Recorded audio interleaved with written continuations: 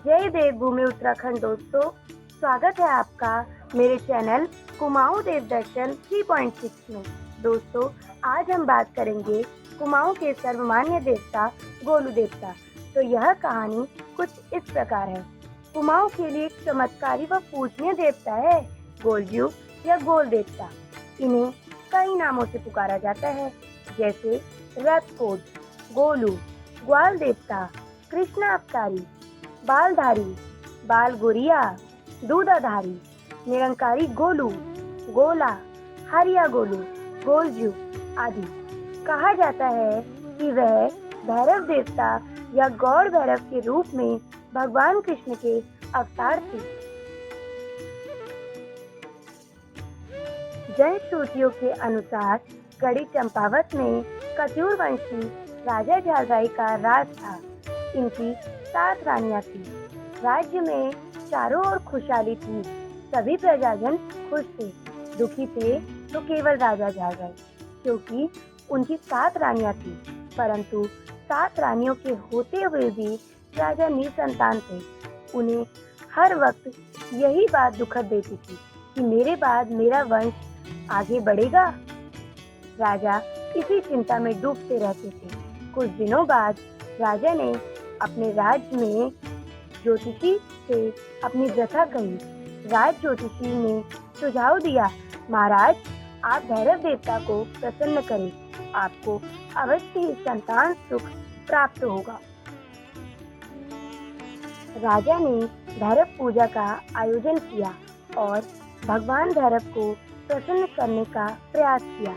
एक दिन स्वप्न में भैरव ने राजा को दर्शन दिए और कहा, तुम्हारे भाग्य में संतान सुख नहीं है, फिर भी मैं वचन देता हूँ कि मेरा अवतार मानव देह में आपके घर में होगा, परंतु इसके लिए 8वीं शादी करनी होगी, क्योंकि तुम्हारी अन्य रानियां मुझे गर्भ में धारण करने योग्य नहीं है।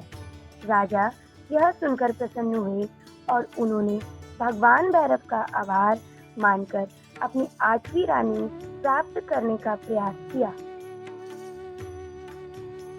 एक दिन राजा झालराय शिकार करते हुए जंगल में बहुत दूर निकल गए। उन्हें बहुत प्यास लगी और उन्होंने अपने सैनिकों को पानी लाने का निर्देश देते हुए प्यास से बोझिल एक वृक्ष की छांव में बैठ गए। बहुत देर तक जब सैनिक पानी लेकर नहीं आए तो स्वयं उठकर पानी की खोज में गए। दूर एक तालाब देखकर राजा उसी ओर चले। वहां पहुंचकर राजा ने अपने सैनिकों को बेहोश पाया। राजा ने पानी पीने को ज्यों ही पानी को छुआ, उन्हें एक नारी स्वर सुनाई दिया, यह तालाब मेरा है, तुम बिना मेरी अनुमति के इसका जल नहीं पी सकते। तुम्हारे सैनिकों ने यही गलती की थी, जिसके कारण उनकी यह दशा हुई है। तब राजा ने देखा एक अत्यंत सुंदर कन्या उनके सामने खड़ी है। राजा कुछ देर तक उसे देखते रह गए। तब राजा ने उस नारी को अपना परिचय देते हुए कहा, मैं गढ़ी चंपावत का राजा झालराय हूँ और ये मेरे सैनिक हैं। प्यास के कारण मैंने ही इन्हें पानी लाने के लिए भेजा था। हे सुंदरी, मैं आपका परिचय जानना चाहता हूँ। तब उस नारी ने कहा, मैं पंचदेवों की बहन कलिंगा हूँ। अगर आप राजा हैं तो बलशाली भी होंगे। जरा उन 2 लड़ते हुए भैंसों को छुड़ाओ, तब मैं मानूंगी कि आप गढ़ी चंपावत के राजा हैं। राजा उन दोनों भैंसों के युद्ध को देखते हुए समझ नहीं पाए कि इन्हें कैसे छुड़ाया जाए। राजा हार मान गए। तब उस सुंदरी ने उन दोनों भैंसों के सींग पकड़कर उन्हें छुड़ा दिया। राजा आश्चर्यचकित थे। तभी वहां पंचदेव पधारे और राजा ने उनके सामने कलिंगा के साथ विवाह का प्रस्ताव रखा। पंचदेवों ने मिलकर कलिंगा का विवाह राजा के साथ कर दिया और राजा को पुत्र प्राप्ति का आशीर्वाद दिया। रानी कलिंगा रूपमती एवं धर्मपरायण थी। राजा उसे अपनी राजधानी धूमाकोट में रानी बनाकर ले आए। जब 7 रानियों ने देखा कि अब तो राजा अपनी 8वीं रानी से ही ज़्यादा प्रेम करने लग गए हैं। तो सौतैया ढाह ईर्ष्या से जलने लगी। कुछ समय बाद शुभ अवसर भी आया, जब रानी कलिंगा गर्भवती हुई। राजा की खुशी का कोई पारावार न था। वह एक एक दिन गिनते हुए बालक के जन्म की प्रतीक्षा करने लगी। उत्साह और उमंग की एक लहर दौड़ने लगी, परंतु वे इस बात से अनजान थे कि सातों सौत किस षड्यंत्र का ताना बाना बुन रही है।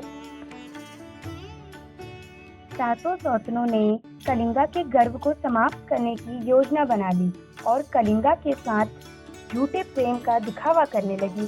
कलिंगा के मन में उन्होंने गर्भ के विषय में तरह तरह की डरावनी बातें भर दी और यह भी कह दिया कि हमने एक बड़े ज्योतिषी से तुम्हारे गर्भ के बारे में पूछा है और उन्होंने कहा कि रानी को अपने नवजात शिशु को देखना उसके तथा बच्चे के हित में ठीक नहीं है। जब कलिंगा का प्रसव काल आया तो उन्होंने उसकी आंखों पर पट्टी बांध दी और बालक को मारने का षड्यंत्र सोचने लगी। जब रानी कलिंगा का प्रसव हुआ तो सौतों ने उस नवजात बालक को गायों के कक्ष में रख दिया ताकि बालक गायों के पैरों के नीचे दबकर मर जाए, परंतु बालक तो अवतारी था। बालक गायों का दूध पीकर प्रसन्न मुद्रा में किलकारी मारने लगा। जब रानी कलिंगा की आंखों की पटिया खोली गई तो उनके सामने सिलबट्टा रख दिया गया और उनसे कहा गया कि तुमने तो प्रसव में सिलबट्टे को जन्म दिया है। उसके बाद उन सातों सौतों ने उस बालक को कटीले बिच्छू घास में डाल दिया, परंतु यहाँ भी बालक को उन्होंने हंसता मुस्कुराता पाया। फिर सातों सौतों ने बालक को नमक की ढेर में दबाया, किंतु वह भी नमक उसके लिए शक्कर ही बन गया। दोस्तों, आपसे जल्द मिलूंगी इस कहानी के दूसरे भाग के साथ। अगर आप मेरे चैनल पर नए हैं तो लाइक, सब्सक्राइब, कमेंट जरूर कीजिए और बेल आइकन को प्रेस कीजिए ताकि मेरी आने वाली वीडियो सबसे पहले आप तक पहुंचे। धन्यवाद।